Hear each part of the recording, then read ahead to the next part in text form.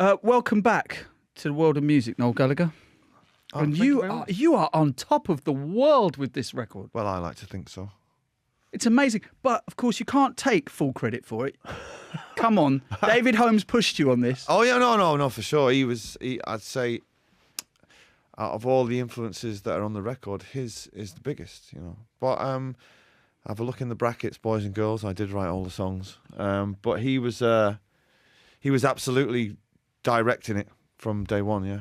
Because it must be frustrating and invigorating to turn up at a studio with all these demos and the producer you've chosen to work with goes, nah, we don't need to be doing any of that. Let's just start from scratch. Well, yeah, it's not something that if I'd have come up with the idea, it would never have worked. But because it was just thrown at me, and every day in the studio was different.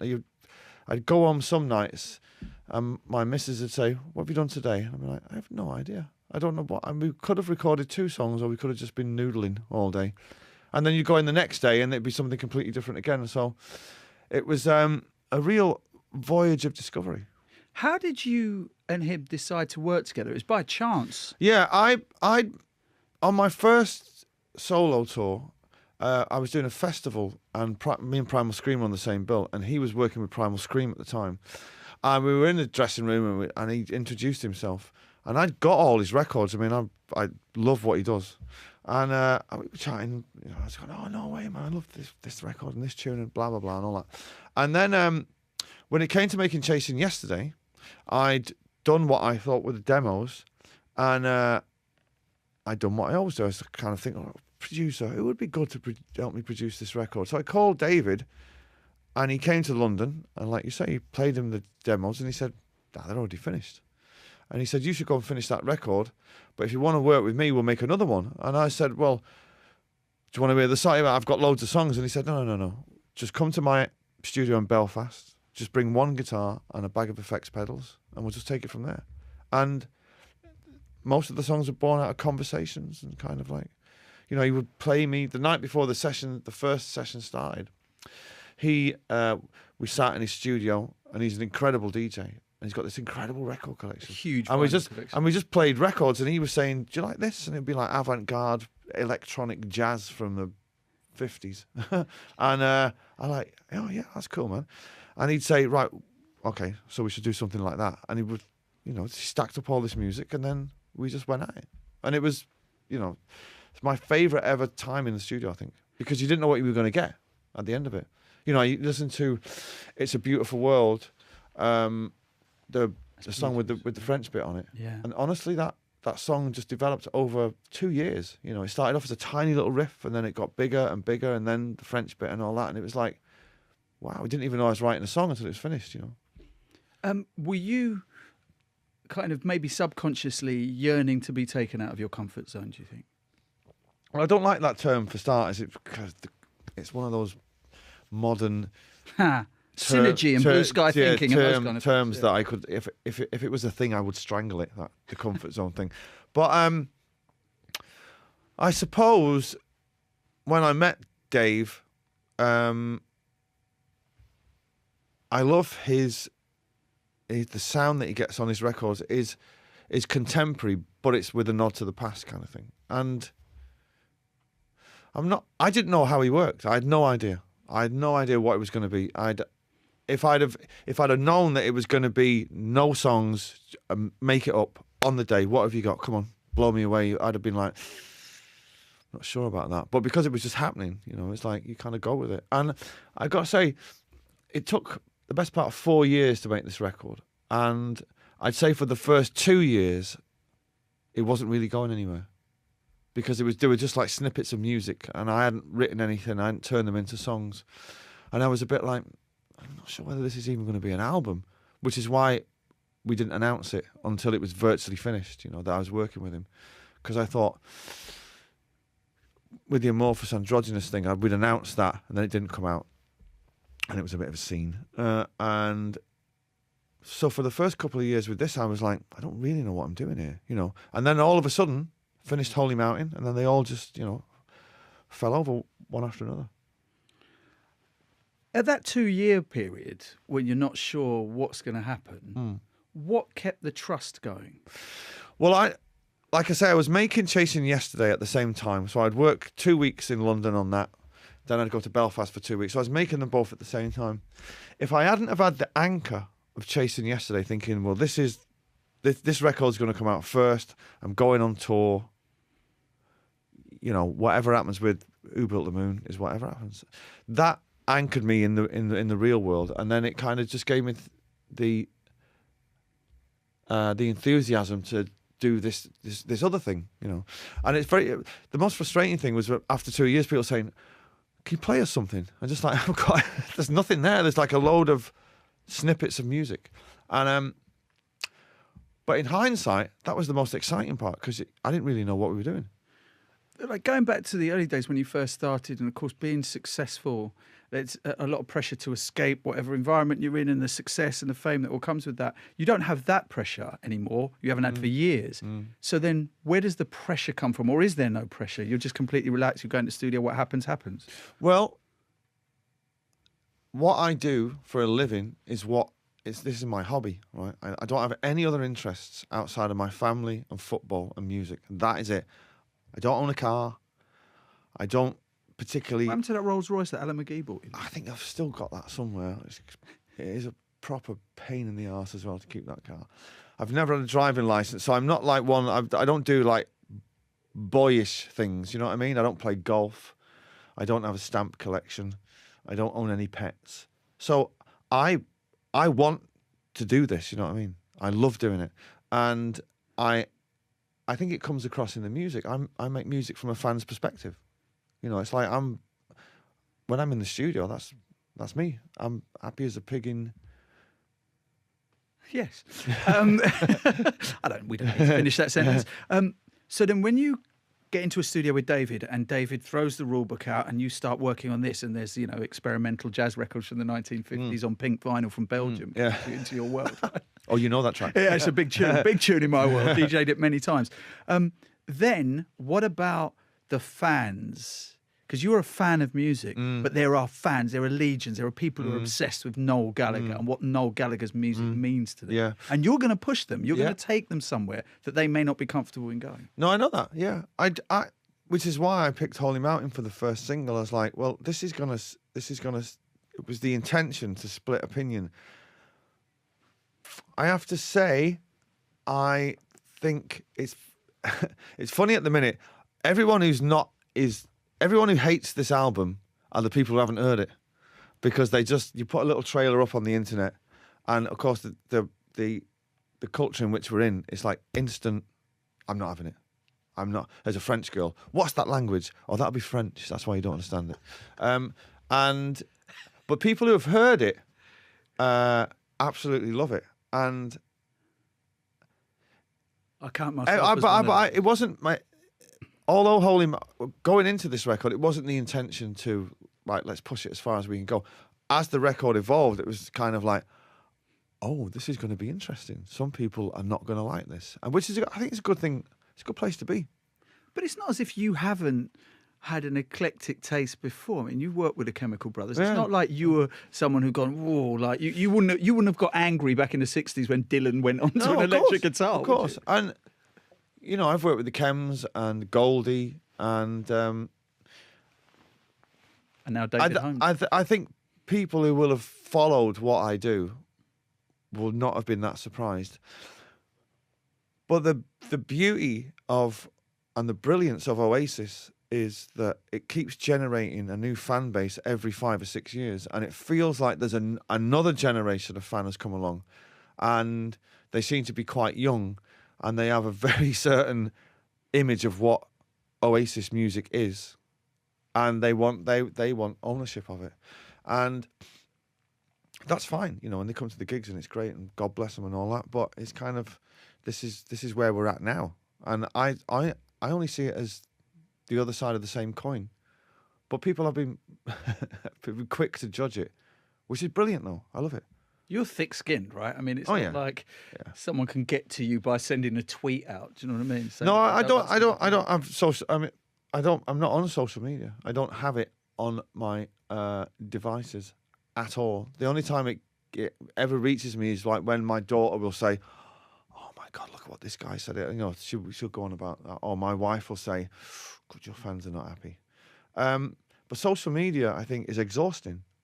There's not enough hours in the day for me to do what I do most days. Far less sitting, be on social media like Gary Lineker or something. You think Gary Lineker had better things to do with his life, wouldn't you? Do you know what I mean?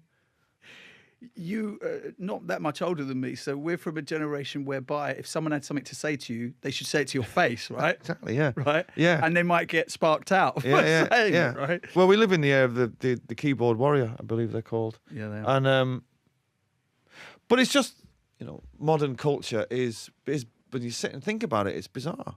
It's just a platform of lots of people shouting at each other. But you're someone who's got such articulate opinions. It's almost as if, like your brother, social media was made for someone like you, because you have always been fantastic at a very pithy put down of anyone. I mean, you could have been a battle MC. Yeah. But like I say, I like doing what I do, and I like doing the interviews and all that comes with it. But really, within that framework, I don't really want anybody to know anything about me. And what I think Twitter does and social media is, eventually your core being comes to light. So what you see, there's a certain kind of person who tweets at 4 o'clock in the morning, drunk. They're kind of like, wow, what? Surely you're either out at 4 o'clock in the morning or in bed. Let's sit in tweeting about Brexit or something. It's a bit needy. It is a bit, yeah. It's a bit attention seeking as well, but it's not something I'm into. But then, I guess if you're 45, it's a bit sad. If you're 15, that's modern culture, right? Okay. Yeah. If you've kind of, if you're a man of a certain age, it's like no, you can't. Does your wife or your kids make you aware of your brother's tweets ever? I don't. The only time I'm aware of them, and it's like if I go on, it seems to be enemy.com drive all this. If I'm going on there to see what's going on in if Jungle are eventually going to put an album out, they'll be like, our kid's mug there, and you think, oh, and then there'll just be this barrage, and you're just reading it going, oh my God, that's insane. It's like real personal stuff, you know what I mean? And you're like slagging somebody off for their music is one thing. I was the best at it. I reinvented it. But like personal stuff, you're just like, no way. And then, my daughter will say, he tweeted this at 6 o'clock in the morning. It's just like 6 o'clock in the morning. Holy moly. But there you go. If you've got nothing better to do, I guess he's not busy writing his own tunes, is he? Got a lot of time on his hands. Would you ever move back to Manchester? I did think of it, actually, before we started to have, before me and Sarah started to have the kids. Yeah, I thought of it, but then I thought of moving to America at one point. Oh, you would have hated LA. You would have hated. No, I wouldn't have gone to San LA. Francisco. No, New York. We thought very, very seriously, and actually got all the paperwork together to transfer everything to America, and then Sarah got pregnant. We still haven't found out how that actually happened, but she got pregnant, and she was like, "Well, there are some YouTube videos, not of Sarah, obviously, but you. We can't have. But there are. We were just like, we cannot have children with American accents. That's not going to work." I'm married to American, but the kids were born here, so right. Okay. Well, there you go. It's all good. Yeah, it's all good. Yeah. After the MEN Arena attack, as someone who is a son of Manchester and a very famous son of Manchester, do you remember how you felt about that? Really, really. I'd gone to bed early that night, so I didn't. When I woke up and switched my phone on, and the first text was somebody who lives in the States saying, "I hope all your family are safe." And I was thinking, and then your phone explodes, and next thing the radio goes on, and then you kind of sat watching the news, and you're thinking, I can't believe it. I've played that arena so many times. I've been there. I walked those streets. And then as the story unfolds, you're getting, like all of us, even things on, London Bridge and all that, you just get angry when you think our leaders are seemingly powerless to stop this, And the thing that really, really winds me up more than anything is like these people who, they have the right to be radicalised in this country. They have rights. That kid who set that bomb off in Manchester had the right. You know what I mean? You cannot stop this. And that's what annoys me. And I remember the day after the Manchester things, I was on a national radio station the next day. And, of course, that was the first question. They actually wouldn't air the interview because they said, you can't say this on national radio. And I was like, they go on about the Manchester bombing and they don't even call it an act of terrorism now. They say, the tragedy in Manchester. Hang on a minute. Let's call it what it is. It's terrorism. You know what I mean? Mass murder. Yeah, it's mass murder. Yeah. And now they call it, it's almost like an incident. And it's like, well, no. It's like that guy who set that bomb off sees the streets of Britain as a battlefield, right? And our leaders don't see it as a battlefield. How does that make you feel, being in one of the cities that could be has been targeted? And if you stopped to think about it deeply, my daughter's on the tube, probably now, going somewhere, and I was with her last night at a party, and if the radio's on in the background and you hear that we have breaking news, you just think, was the last night I'm ever going to see her? Because she's on, it's so random. You know what I mean? It's so random. What if she was at the market that night when those guys arrived? Do you know what I mean? It's kind of like... What about the division that it creates? No, because you were brought up in a city where lots of different races and religions got on together. And you live in one where lots of different races and religions, people from different backgrounds. You're in an industry where you're meeting people and you tour the world. Yeah. So what do you think about that division? Do you think we are becoming more divided? I think that people's views have become so extreme. There's like, even the landscape in England now, it's like the views on society are either extremely right-wing or extremely left-wing. And in the 90s, with the New Labour and all that, they danced in the middle and everybody was happy, I think.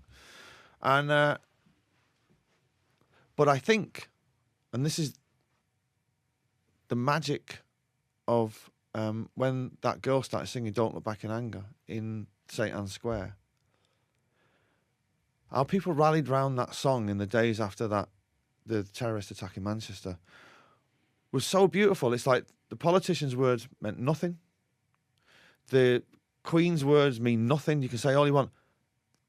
That girl decided to bring everybody together by singing that song. And people rallied round that song, and it was like, wow. It made me feel... I had very, very mixed emotions about it because I felt so proud that I was connected to it in somehow, and then so sad that it was happening at all. You know what I mean? Because there was also, of course, a huge increase in attacks on the Muslim community in Manchester after that. Yeah, but, it's like we were talking just then about social media. There are a lot of ill-informed people. It was like with the Brexit thing, when that was happening, you've seen the debates, and blah, blah, each side lying to their own supporters, and we live in a society where people are just ill-informed, Now, one thing you're not ill-informed about is Manchester City. Oh, no. Mate. I know. You are... Art. You are... I mean, it pains me to say it as a Spurs fan, but, I mean, who's gonna do you guys over? You are on fire. I think... You should move back to Manchester just to buy a house next to Pep Guardiola and then just over the garden fence just scream, I love you, Pep, every day. I've got to say, I've kind of got to know him a little bit. And he's a proper dude. Like a proper dude. Any football fan would adore this man because of the way that he sees the game. And he's amazing. What was the first thing you asked him when you met him? Do you remember? I think I might have said it. Have you brought a jacket with a hood? In Manchester. And he's like, I like the rain. And I was like, yeah, they all say that, But he's a dude. And I think, again, Like last season, people were very quick to write him off and say, you know, it was all about Messi and it was all about Bayern Munich. And it's taken him a year to get his feet under the table. And we must stress he's won nothing yet. But I've been to see City about 6 or 7 times this season and been kind of going, oh my God, some of the best things you've ever seen on the football field. Ever, you know. And as we were talking off air before, it's United and Tottenham have to do the double over us now to stand any chance, because it looks like we're just not going to lose many games, you know. And to be better than Tottenham, I mean, you've got to be good, because they're on fire as well. Well, we're both shared a similar history in that we've spent a large amount of our life in the shadow of another team. The other lot, and a red lot. Yeah. Both of us have had to deal with that. It's kind of, it's beautiful poetry at the minute, because we were talking about Arsenal fan TV. I'm not an Arsenal fan, but when the results come in on a Saturday and Arsenal have been beaten or drawn or whatsoever, they just think, oh, I'm just going to go make a cup of tea. I'm going to give it an hour, and then I'm going to go. And those guys, like, I feel for DT and Troops. Those guys, I feel for them, man, because they're in it deep. And but I have to sit there and laugh because it's so funny, fan blood. You know what I'm saying? And what was I saying, Robbie? I've had enough, Robbie. I can't take it no more, Robbie. My Tottenham mates are laughing at me, Robbie. I'm just like, oh my God. It's essential viewing. It's essential viewing. But we're in these unusual times. Like my son's 10 this week, and all he really knows is Pochettino. Right? Yeah. And it's my lads, I remember the day my eldest was born. He's 10. Right, so you know, right. And my 7-year-old, I've said to him, do you realise how lucky you are? You were born the year after the Sheikh took over. All he's known is, you know, he's like, we're playing Arsenal today. His attitude is, we'll murder Arsenal. And I'm like, me, I'll take a draw now. And he's like, Arsenal. I was like, wow. This new generation of football fans, it's like, wow. Amazing, though. It's a golden age. I mean, look, you've got the album, you've got Man City. Just so that everyone's not jealous of you, what is currently just absolutely rubbish in your life? I must say, I didn't get into about 6 o'clock this morning, and I've got a filthy hangover, which, as I'm saying these words now, is getting worse and worse. And my driver said to me on the way here, he was out with me last night, he said, how are you feeling this morning? And I was like, I feel pretty fragile. And he said, is your arse hurting? And I was like, oh, hang on a minute. And he said, do you remember falling over outside the pub last night? And I was like, no way. You fell over? I fell over. But I don't remember. When was the last time you fell over while drunk? I don't take a tumble when I'm drunk. I'm quite stable on my feet. I don't do the Bambi thing. But apparently last night I took a bit of a tumble outside the Cow in Notting Hill. So if anybody's got any footage of that, please be kind. You know, I'm 50 now. Don't put it on the internet. How did you approach the Big 5-0? I loved it. I love it. I think your life's getting better. Yeah, my 40s were incredible. When we celebrated my 50th, I was saying to Sarah, it's like we're celebrating my 40s, really, which are actually, when push comes to shove, probably on a personal level, my favourite decade of my life. And but I think you should celebrate all the milestones in your life. There's no point. If you're 50, you're 50, and that's it. You know, be 51 next year.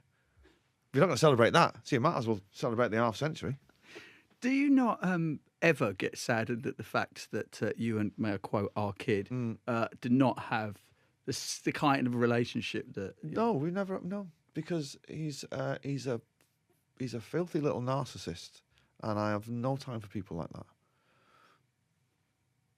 That's it. I mean, that's all you have to say, really. I mean, there's nothing beyond that, is there? And you surround yourself with a lot of positivity. Clearly, you can hear the positivity on this album. Well, you know, the thing about Oasis was it was all about the struggle, and the power trips within the band.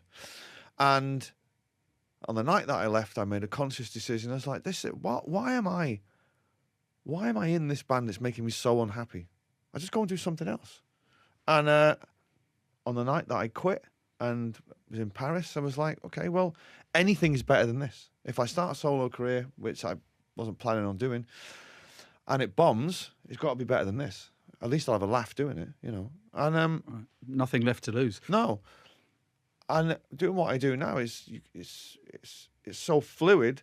I've got 3 girls in the band who are coming on tour with me, and they're not backing singers; they're actually in the band. You couldn't do that in Oasis because there'd be you'd have to have a meeting. You know, birds in the band. I don't know, mate. It's not rock and roll, is it? No one's saying it is. Well, you've moved on from all of that. I love The Man Who Built the Moon, by the way, on the album. One of my favourite records of all time is When the Levee Breaks by Led Zeppelin. It's got that thing on it, yeah. And I totally hear that. Yeah. And that's my the guy that played drums on the record was my ex-drummer in the band. He has got a very John Bonham style to him, and but that's where the title of the album came from, was from that song. And I wrote that song. I would go to the studio when we moved to London from Belfast, and every day I would get the tube, and I would get off at Lambeth Station, and every day, just as you go up the lift to get to street level to get a taxi for the last part of the journey, was the poster for that Quentin Tarantino film, The Hateful Eight. And as I was doing that, was working on that song, I was thinking, what is this song gonna be about? And I decided, without seeing the film, to write a song about the people in that poster. And then when I seen the film, I thought, it should have been the theme tune. Tarantino's got to give me a call at some point. Just like you wrote an instrumental for Kanye West you had no intention of sending to him. Absolutely not. No way. But if he wants to put a wee rap on it, be my guest, Kanye. People, I guess, unfairly, because of the whole Glastonbury Jay-Z thing, think that you've got a thing against hip-hop and rap music, which clearly you don't. No, I mean, love it. Fade, of course. Oh, God, it blew me away. Absolutely blew you away by Kanye. And you're massively disappointed that Stormzy is a Manchester United fan. Oh, gosh. It was with kind of, because those grime kids, right? That's where we come from. It's the same kind of thing. Of course it is. They have got the same spirit as Oasis, which was a punk rock attitude. And then, of course, now Wiley, right, he's a City fan. Okay, yeah, so he's a Spurs fan, but he lived in Manchester. He lived in Manchester for a bit. Is he really? Is he Tottenham? He's a massive Spurs fan. And but he lost a bet and he had to wear an Arsenal tracksuit. No way. Yes. So he's a dude. When I found out Stormzy was a Red, I was like, oh God. I mean, what? I mean, that's going to be a thing now. You know what I mean? I've never met him, or maybe I have met him. I've never met him, but the first thing I'll say to him is, why? Why are you a filthy Red? You subhuman scum. Why? Is that the way you address most Manchester United fans? Pretty much. There's a lot of them. Pretty much. Touring Southeast Asia, like Korea, China, would be an absolute nightmare. Yeah. It's full of Manchester United. Honestly, I've walked out on stage in, Taiwan, and 3 guys on the front row wearing United kits, and before he starts a song, he just go, "Excuse me, sir, really? Really? Really?" You want to kind of, give them the greatest sense of humour, but it's like, is this a joke? Do you think that's funny? Where do you think you are in the music kind of industry, in the firmament of all the different music? We've talked about grime. Where do you think you are? Do you ever think about relevancy? Wow. Now, if I hadn't got in at 6 o'clock this morning, I could probably give you a very articulate answer for that. But I'm going to say sometimes, but not, you can't let that dictate what you do. Ever since I started writing songs, I've just aggressively will not overthink anything. Do you know what I mean? It's like, let it happen. Songs fall out of the sky. This is the one album which was, the songs didn't fall out of the sky. They were made up in the studio. But my entire thing has been to just sit with the TV with the sound down, playing the guitar, neither playing the guitar nor watching the TV, just in a trance, and then things happen. Relevancy, I don't know. A 50-year-old guy from a band from the 90s, can they at all be relevant? But somebody likes it somewhere.